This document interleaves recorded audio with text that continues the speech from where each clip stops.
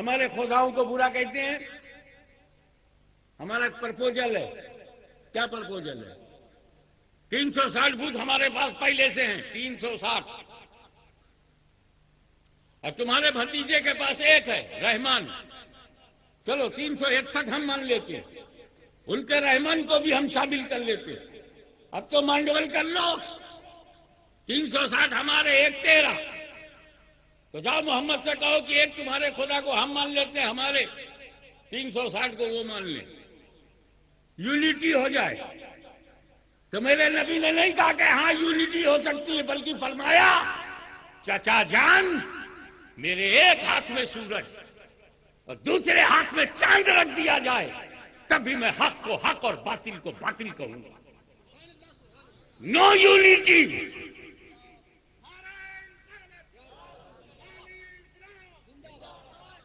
کوئی یونٹی نہیں ہوگی. ریئلٹی بتاؤ.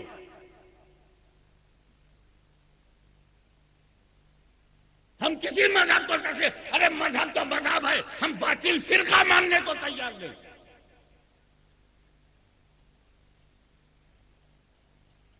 سوامی مہاپراجن نے پریزیڈنٹ آف انڈیا سابق ایکس پریزیڈنٹ عبد الکلام کی سربراہی میں سورت میں ان کے جنم دن کے موقع پر ایک سورت ڈکلیریشن بنایا اور اس میں بنانے والے، قانون بنانے والے سب کے سب کفار ہیں یا مرتد ہیں. کوئی ایمان والا بھی قانون بنانے میں نہیں. قانون بن گیا، ڈکلیریشن چھپ گیا، تب جا کر کوئی دوسرے تیسرے لوگ اس کو ممبر بنے. لیکن جب قانون بن رہا تھا، جب سنویدھان بن رہا تھا تو مشرکین تھے، کفار تھے اور مرتدین تھے.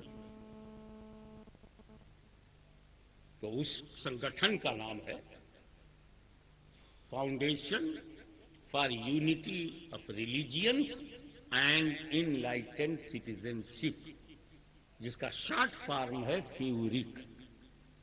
ایف سے فاؤنڈیشن، یو سے یونٹی، آر سے ریلیجینس اور سی سے سٹیزنشپ. تو یہ پورے سنگٹھن کا جو نام ہے foundation for unity of religions and enlighten citizenship, اس کو شارٹ فارم میں کہتے ہیں چھوٹا کر کے فیورک. تو یہ فیورک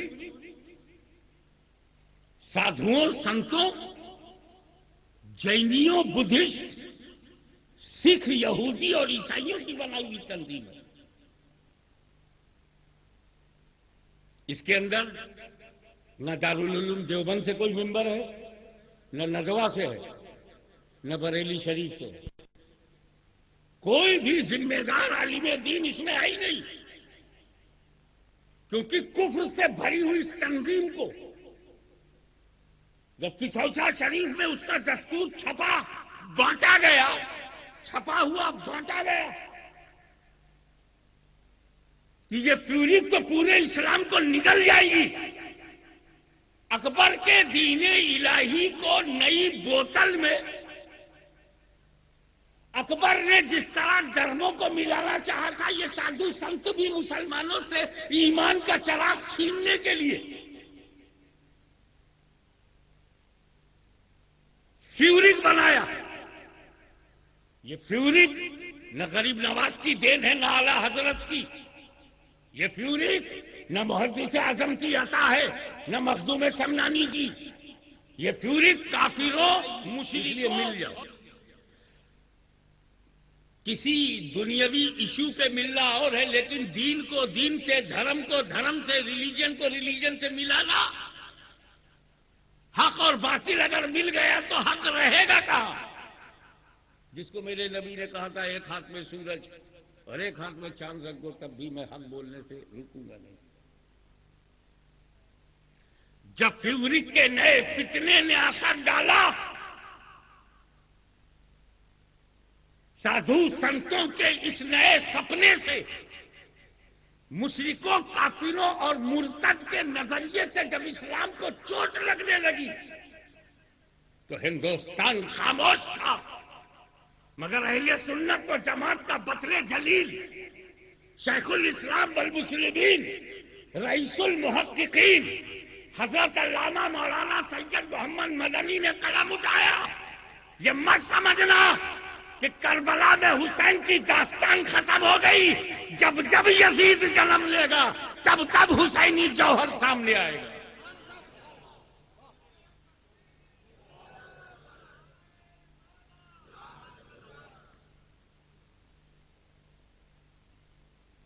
اس حق گوئی اور صاف گوئی کے باوجود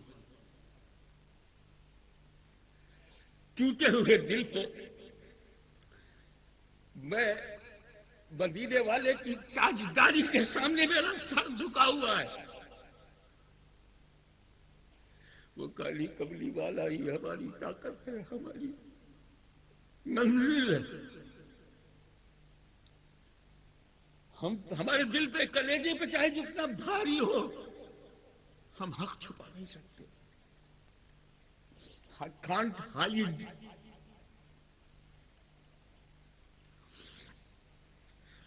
باپ کفر کرے تو بیٹے کے لیے بڑا مشکل ہو جاتا ہے کافر کہنا.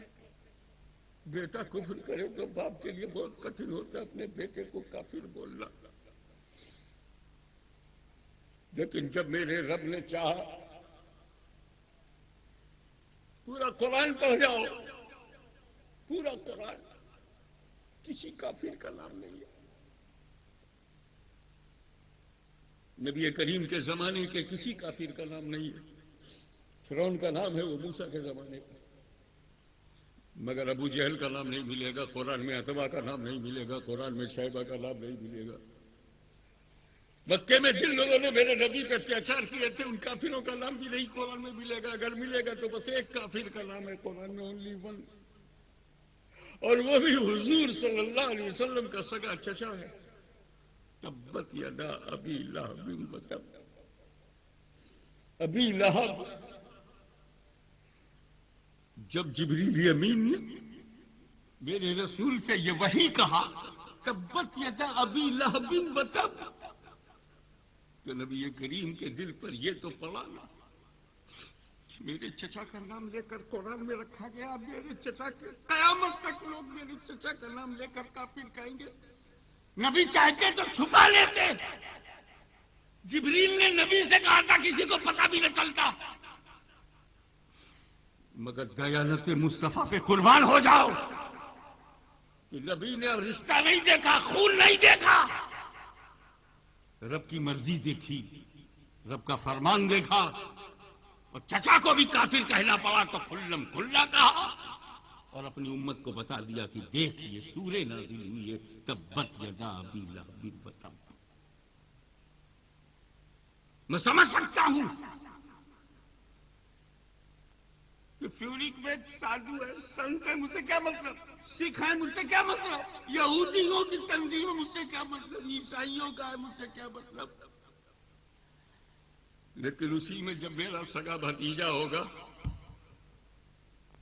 بالکل سگا،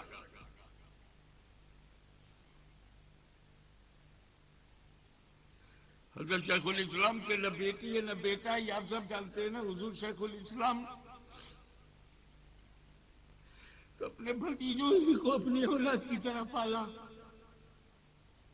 میں بھی بہت چھوٹا سا تھا، بہت چھوٹا نہیں تھا، میں ہائی اسکول میں تھا. والد صاحب کا انتقال ہو گیا تو حضرت شیخ الاسلام نے میری انگلی پکڑ کے مجھے راستہ دکھایا. جیلانی میاں اور بھی چھوٹے تھے، ان کو تو پالا پوسا بیٹے کی طرح، باپ کا پیار دیا، عالم دین بنایا، شادی خود کی، سارے خرچ اٹھائے، پھر بھیمنی کے مدرسے میں ان کو محتمم بنایا، پھر اپنا میزان المیزان ماہنامہ بھی ان کے سپرد کر دیا کہ تم آگے بڑھو. اور جب دیکھا کہ ان کو پیری مریدی کا شوق ہے تو پورا گجرات کہا کہ تم گھومو. جیلانی میاں کو آپ لوگ جانتے ہیں، جب وہ المیزان کے لیے چندہ مانگنے نکلے تھے تو شیخ الاسلام نے ایک اپیل بھی لکھ کر انہیں دی تاکہ انہیں پیسے ملیں.